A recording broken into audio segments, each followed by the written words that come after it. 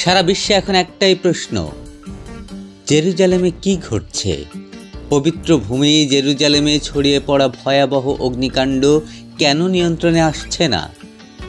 শান্ত স্নিগ্ধ জেরুজালেমের দিগন্তে হঠাৎ দেখা গেল রক্তবর্ণের শিখায় জ্বলছে সব কিছু। বিজ্ঞান আর প্রযুক্তিতে সেরার দাবিদার ইসরায়েল কেন আজ অসহায়? এ কি প্রকৃতির এক নির্মম প্রতিশোধ, নাকি গাজাবাসীর চোখের পানির দাম মেটাচ্ছে প্রকৃতি? আন্তর্জাতিক সম্প্রদায়ের কাছে সাহায্যের জন্য আবেদন জানিয়েছেন ইসরায়েলের পরাক্রমশালী প্রধানমন্ত্রী বেনিয়ামিন নেতানিয়াহু। আগুনের ভয়াল থাবা, শুষ্ক আবহাওয়া আর অপ্রত্যাশিত ঝোড়ো বাতাস যেন এই আগুনের ক্ষুধাকে আরও বাড়িয়ে দিয়েছে।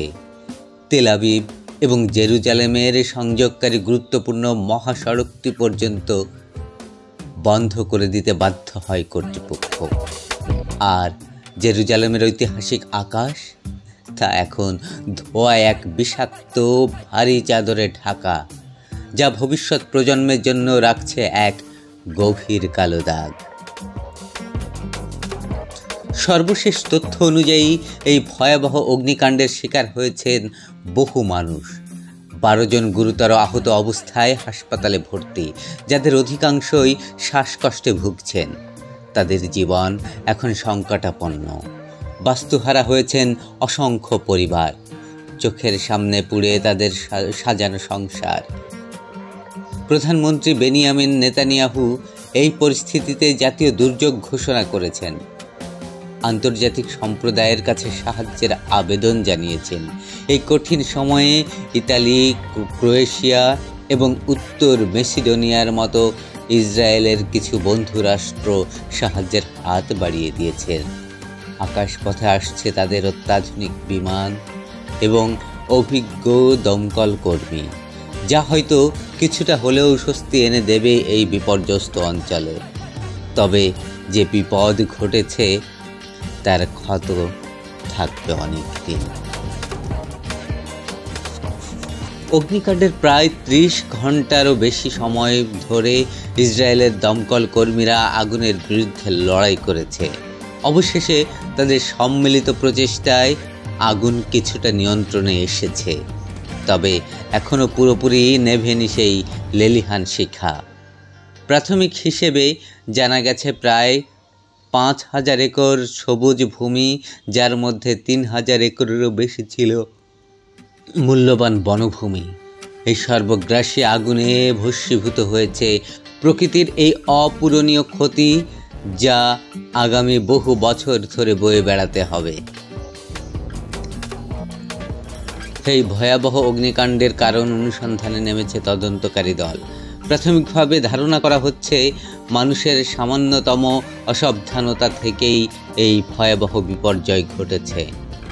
তবে চাঞ্চল্যকর খবর হলো, প্রধানমন্ত্রী বেনিয়ামিন নেতানিয়াহু 18 জনকে গ্রেপ্তার করার কথা ঘোষণা করেছেন, যাদের মধ্যে একজনকে নাকি সরাসরি আগুন লাগানোর সময় হাতে নাতে ধরা হয়েছে। যদি এই অভিযোগ সত্যি প্রমাণিত হয়, তবে এটি একটি অত্যন্ত ঘৃণ্য অপরাধ। আসল সত্য উদ্ঘাটনে জোরদার তদন্ত চলছে। আবার হতে পারে প্রাকৃতিক ঘটনা, হতে পারে প্রকৃতির নির্মম প্রতিশোধ।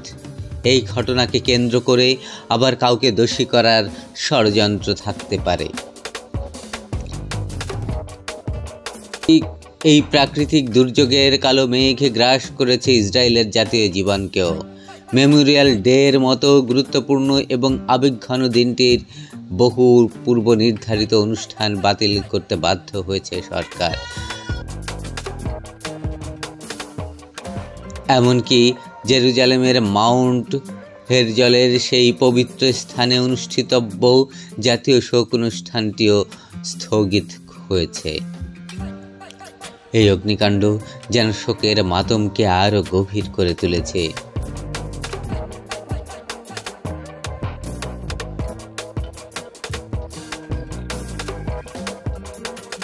এই ঘটনা থেকে ইসরায়েলের সাধারণ মানুষ হয়তো গাজাবাসীর কষ্ট কিছুটা হলেও অনুধাবন করতে পারবে।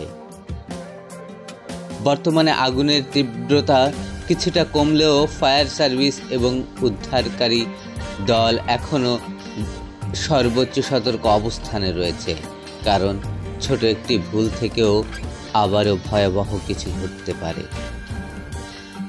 দর্শক, জেরুজালেমের এই অগ্নিকাণ্ডের ঘটনা শুধু একটি প্রাকৃতিক দুর্যোগ নয়, হয়তো এর মধ্যে রয়েছে আরও বড় কিছু, হয়তো প্রকৃতির অভিশাপ অথবা কোনো মানবসৃষ্ট ঘটনা এটি আপনাদের পাশে আছে এবং বিশ্বজুড়ে ঘটে যাওয়া যে কোনো গুরুত্বপূর্ণ খবর আপনাদের কাছে পৌঁছে দিতে আমরা বদ্ধপরিকর। আমাদের সাথেই থাকুন। ভিডিওটি ভালো লাগলে লাইক, কমেন্ট ও শেয়ার করতে ভুলবেন না। আর হ্যাঁ, আমাদের চ্যানেলটি সাবস্ক্রাইব করে পাশে থাকুন এবং আমাদের উৎসাহিত করুন। ধন্যবাদ।